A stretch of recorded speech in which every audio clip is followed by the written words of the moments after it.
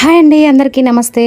6వ శతాబ్దం నుంచి 16వ శతాబ్దం వరకు దొరికిన విగ్రహాలు, శిలాశాసనాలన్నీ కూడా ఒక మ్యూజియంలో భద్రపరిచారు.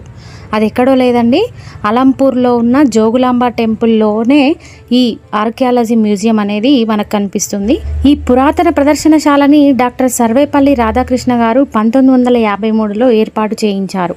ఇవన్నీ కూడా అలంపూర్ గుడి చుట్టూ ప్రక్కల ప్రాంగణంలోనే దొరికినవి. అవన్నీ ఇక్కడకు తీసుకువచ్చి ఒకే ప్రదేశంలో భద్రపరిచి ఒక మ్యూజియం లాగా తయారు చేశారండి.